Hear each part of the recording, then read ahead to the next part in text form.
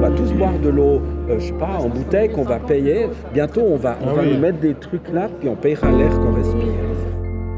C'est la transmission, quoi, la transmission d'informations aussi. Ça c'est hyper beau, ouais. Et dans ce sens-là, comme on est responsable, même toi, de ce qu'on peut déjà faire, juste à amener... À petite échelle pour l'instant, quoi.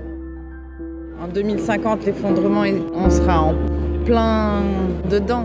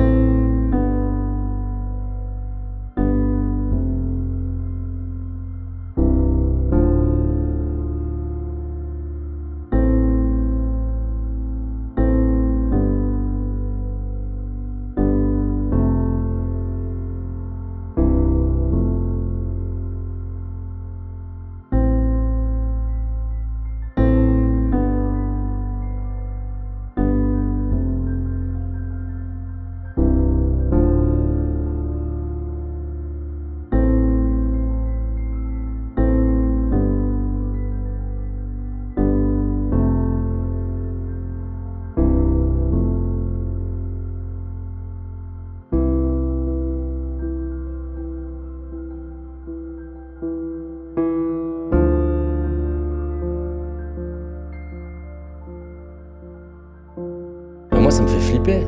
Moi ça m'alarme quand on parle que la planète a utilisé toutes les ressources et que c'est plus possible.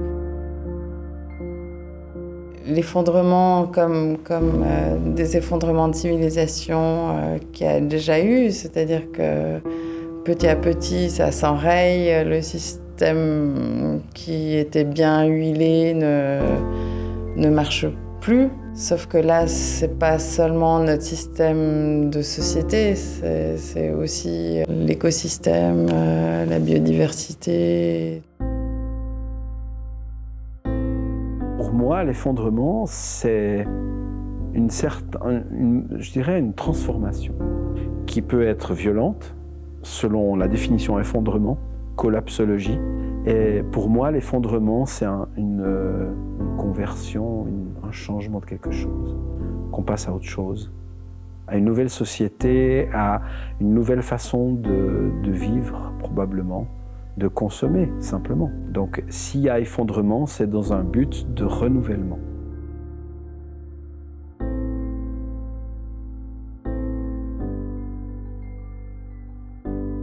L'effondrement, j'espère qu'il sera tel que, par définition, il y aura un retour à zéro, enfin, qu'il y aura un nouveau point de départ.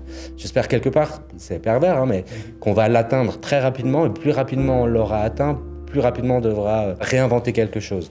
Réinventer des civilisations, c'est quelque chose qui m'a touché aussi, mais qu'est-ce que ça veut dire et comment on va le faire ?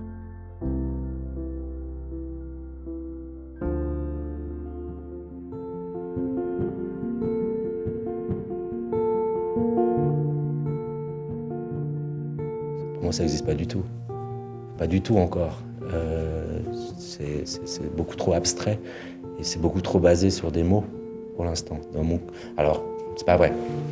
Tu vois les glaciers, les graphiques, ce genre de trucs, tu vois les canicules et puis tu entends 2-3 trucs, tu te dis qu'il se passe quand même quelque chose, mais ça n'impacte en rien mon quotidien. Par contre, je crois que ça en prend le chemin où très rapidement on va avoir des contraintes et malheureusement c'est à travers les contraintes qu'on va réaliser les choses. Donc ils utilisaient le mot peur, pour moi c'est contrainte quoi. Et j'ai pas envie de rentrer dans ce système-là, de dire il faut qu'on foute des contraintes aux gens pour qu'ils changent leur manière de fonctionner. Parce que ce serait quelque part reproduire ce qui a été fait jusqu'à présent. Et si on veut réinventer un futur, il faut pas reproduire ce qui se fait à l'heure actuelle. En tant que médecin généraliste, par exemple quand j'ai étudié dans les années 80-90, on parlait pas de burn-out. Et puis c'est quelque chose qui est devenu de plus en plus courant. Ça, pour moi, c'est un effondrement quelque part de notre civilisation. C'est-à-dire que les gens qui travaillent, qui essayent de faire leur travail correctement, ne se sentent plus reconnus. Je pense que ça commence un petit peu à craquer. On a parlé de 2019, c'est l'année où il y a un craquement, ça commence à craquer un peu partout. Et je pense qu'il y a un ras-le-bol de cette appropriation des ressources et de l'enrichissement personnel. Donc, on peut dire du capitalisme, qui doit, s'il ne se remet pas en question, va s'effondrer, tout comme ça a été le cas du communisme. J'espère qu'on va buter le capitalisme le plus tôt possible. C'est ce qui nous pourrit. Je parle de l'humain qui est pourri par le capitalisme, la course à la performance, la course à la compétition, la hiérarchie sociale.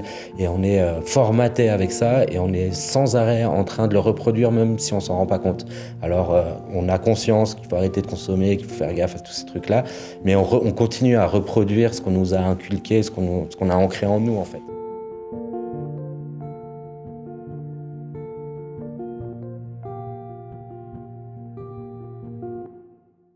Moi, j'ai très très peur.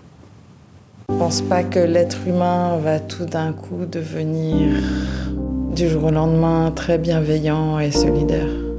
Je pense plutôt qu'au fur et à mesure que les ressources vont se raréfier, ce sera le chaos. Et puis je pense qu'au sein de notre société, à Lausanne, je veux dire, les gens... Si j'imagine vraiment un effondrement, les gens vont se battre.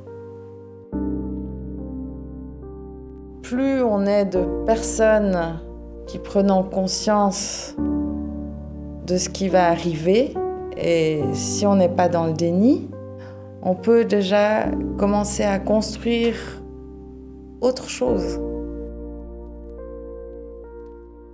Je peux pas me résigner à ce que ce soit juste du chaos et puis à dire tant pis, foutu pour foutu, continuons de polluer et puis de détruire ce qui reste. Malgré tout, j'ai de l'espoir.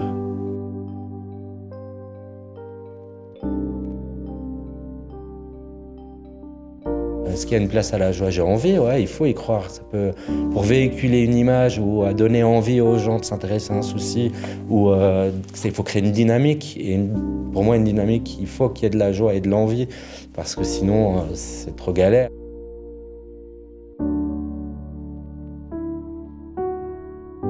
Mon fils, qui a 14 ans, quand il en avait 3, il disait qu'il aurait 15 enfants. Parce qu'il adore les bébés. Et puis, il y a, je sais pas, au mois d'avril, il a dit à ma mère que peut-être qu'il n'aurait pas d'enfants. Mais d'un autre côté, il en a marre de m'entendre parler de ça. C'est dur.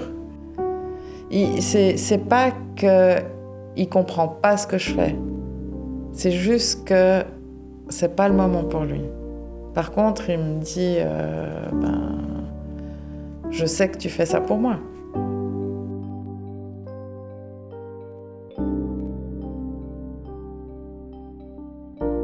Si je dois parler de ça à mes petits-enfants, je leur dirais plutôt,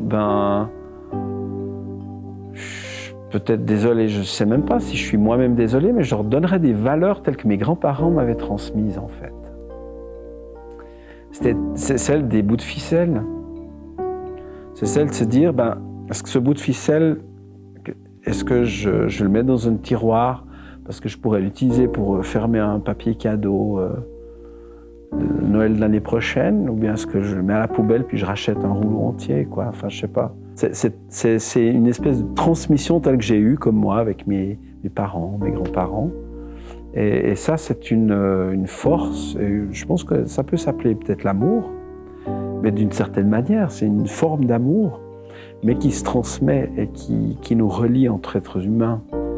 Et puis, eux, ils feront leur vie. Et puis, moi, j'ai fait la mienne et j'ai pensé à eux.